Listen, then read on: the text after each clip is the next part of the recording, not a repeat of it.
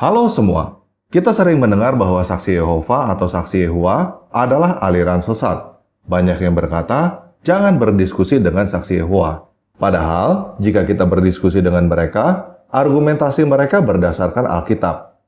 Kalau kita mau jujur, orang-orang saksi Yehova adalah salah satu umat beragama yang secara moral paling baik.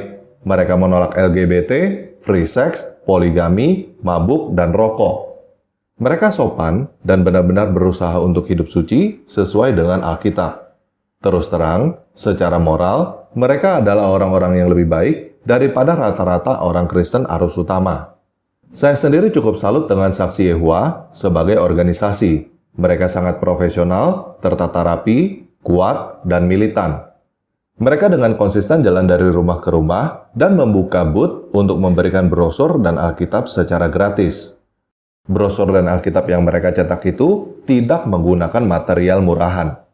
Saya belum menemukan aliran Kristen lain yang mampu membagi-bagikan Alkitab secara gratis dengan konstan terus-menerus. Jadi, apa yang membuat mereka dianggap sesat? Nah, pada video ini kita akan membahas sejarah dan pengajaran Saksi Yehova yang dianggap sesat oleh aliran Kristen arus utama. Oke, kita mulai aja ya.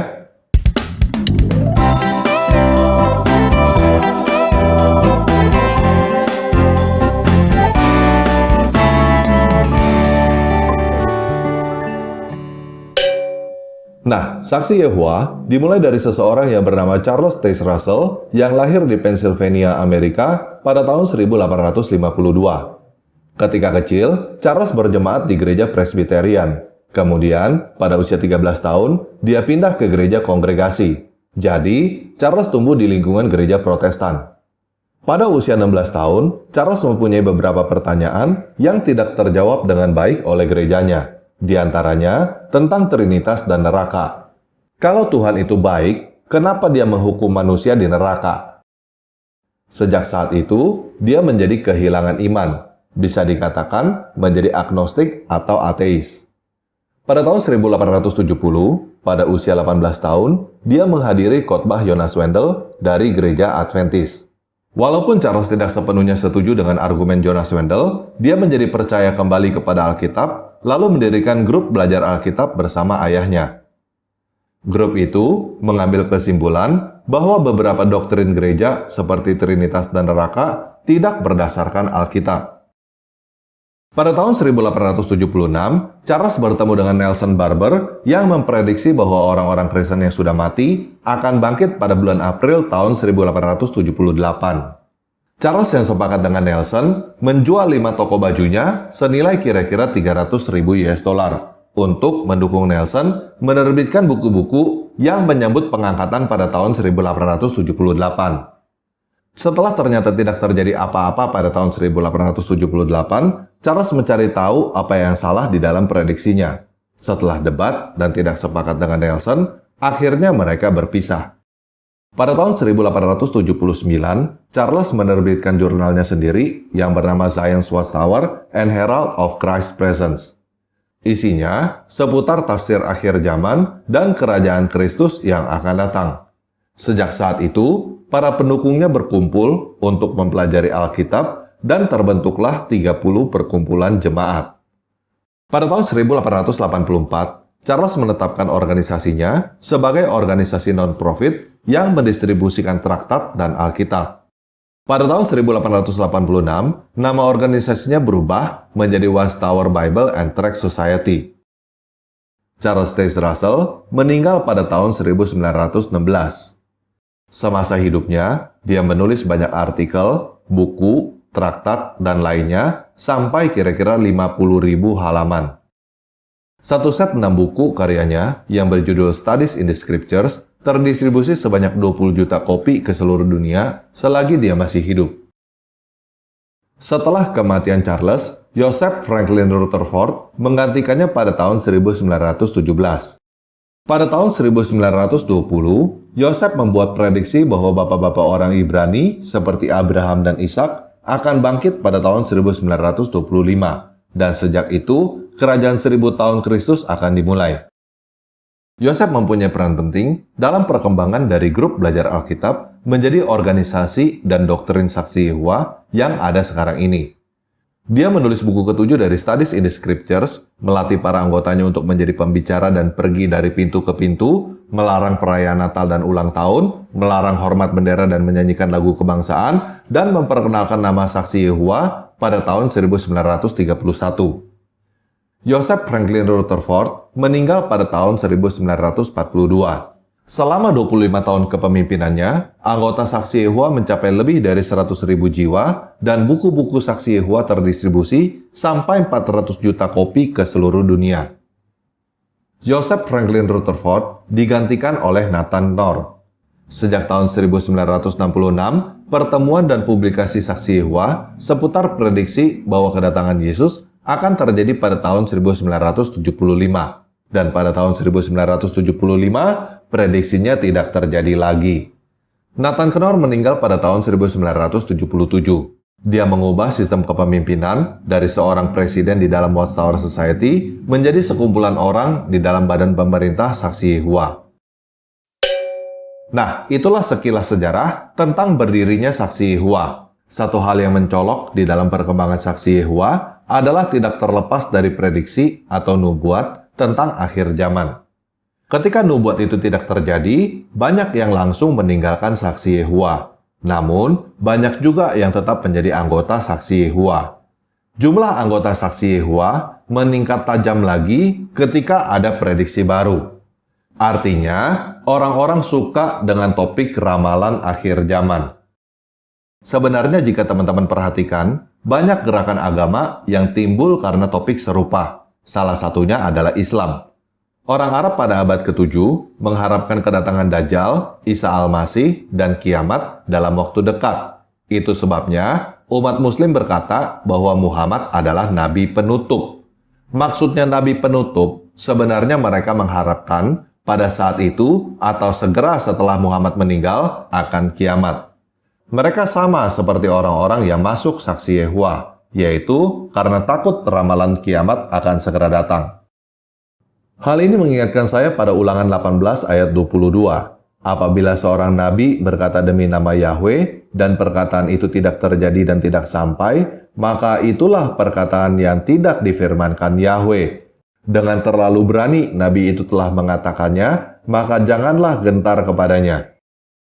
Satu-satunya nubuat Muhammad yang terbukti terjadi adalah Al-Quran surah 69 ayat 44-47. Dan sekiranya dia, dalam kurung Muhammad, mengadakan sebagian perkataan atas dalam kurung nama kami, pasti kami pegang dia pada tangan kanannya, kemudian kami potong pembuluh jantungnya. Maka tidak seorang pun dari kamu yang dapat menghalangi dalam kurung kami untuk menghukumnya. Hadis Sahih Bukhari, volume 5, buku 59, nomor 713 berkata, dikisahkan oleh Aisyah. Pada waktu sakitnya sebelum dia mati, sang Nabi sering mengatakan, "Wahai Aisyah, aku masih merasa kesakitan karena daging yang kumakan di Khaybar. Dan sekarang, aku merasa urat nadiku dipotong oleh racun itu." Paham ya? Nah, jadi apa yang membuat Kristen Arus Utama berkata bahwa Saksi Yehova adalah aliran sesat? Banyak yang menyangka Saksi Yehova dianggap sesat karena mereka menerjemahkan Alkitab sendiri, merestorasi dan mengagungkan nama YHWH yang mereka lafalkan Yehova atau Yehua. Tetapi sebenarnya bukan itu alasan mereka dianggap sesat.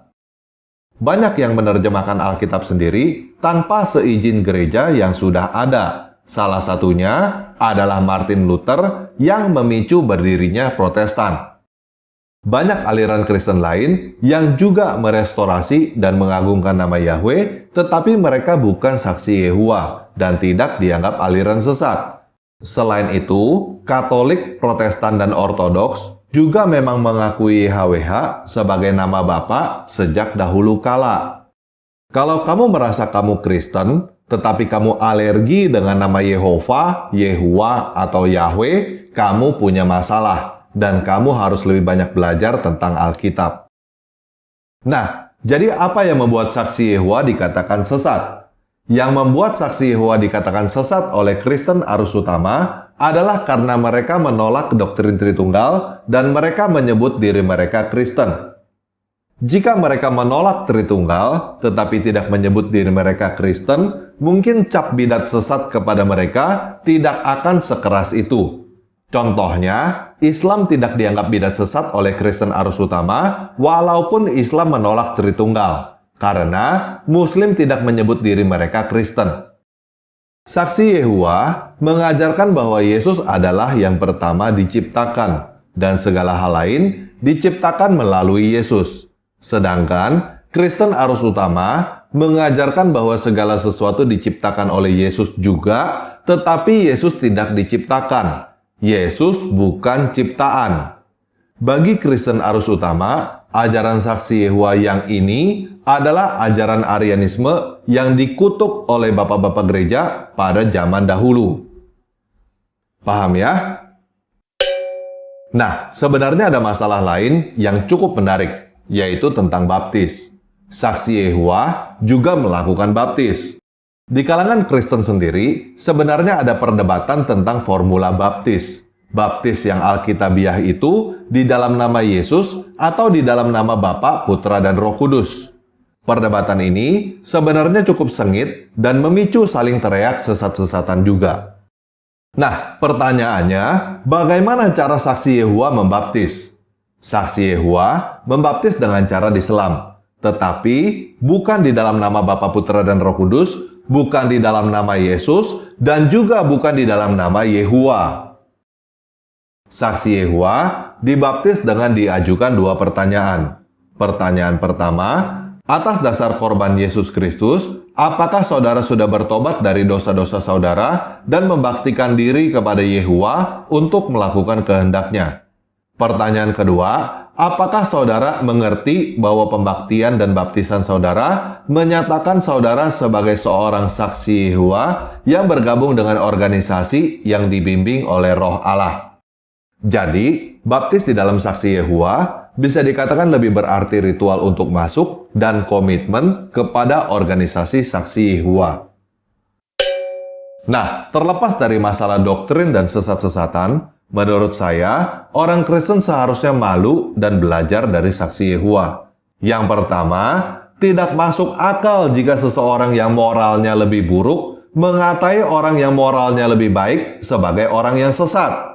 Jadi, jika kamu mau mengatai orang lain sesat karena doktrin, setidaknya minimal moral kamu jangan di bawah orang itulah. Yang kedua, tidak fair jika seorang murid tidak mengerti apa yang disampaikan oleh seorang guru, murid itu dicap sesat, diasingkan, dan dibully. Bagi saya, pendeta, pastor, atau petinggi Kristen lainnya yang berkata kepada jemaatnya untuk jangan berdiskusi dengan saksi Yehuwa, menandakan bahwa sebenarnya orang itu tidak mampu mengajar dan membodohi jemaatnya sendiri.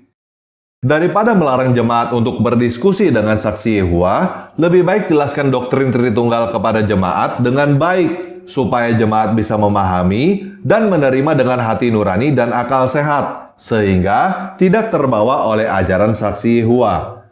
Saksi Yehuwa lahir karena ketidakmampuan pengajar Tritunggal menjelaskan doktrinnya sendiri. Yang ketiga, keuangan organisasi saksi Yehuwa sangat sehat. Mereka memberikan publikasi mereka seperti Alkitab secara gratis sekian lama. Dari mana mereka mendapatkan dana? Mereka tidak meminta perpuluhan, tidak ada kolekte, dan tidak ada iklan.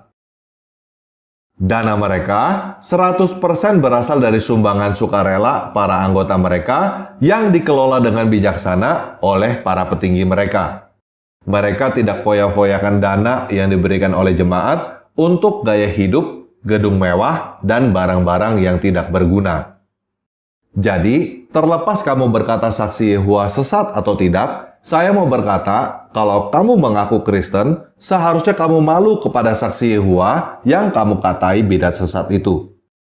Kalau kamu merasa bahwa kamu adalah orang Kristen yang tidak sesat, lakukanlah pekerjaan yang lebih baik daripada saksi Yehuwa.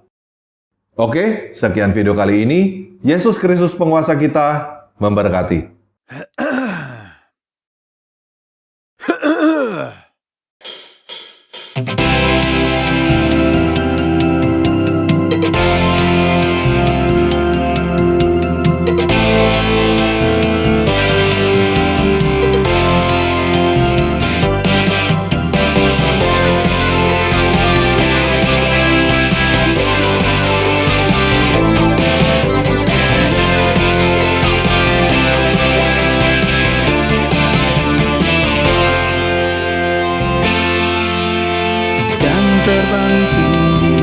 bagaikan seekor raja wali. Walaupun badai topan menerpa, bukan lalui. Sebab Yesuslah Tuhanku yang menjagaku selalu. Walaupun ku lewati lembah yang gelap dan sunyi, ku takkan takut ataupun gentar, sebab Dewa di sisi. Sebab Yesuslah gembalaku, terang bagi jalanku. Ku berlari dan ku berlari, ku tak akan lelah. Ku kan terbang tinggi di dalam naungan sayapnya. Ku berlari dan ku berlari, ku tak akan lelah. Ku menari dan ku bernyanyi bagimu Yesus, Tuhan Rajaku.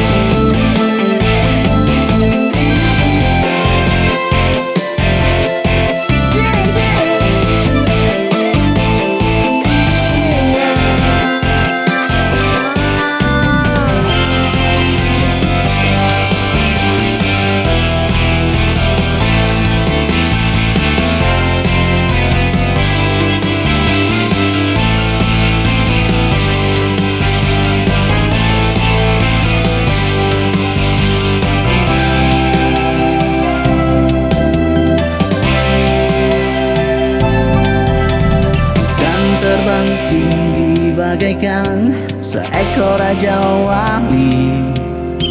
Walaupun badai topan menerpa, ku kan lalui.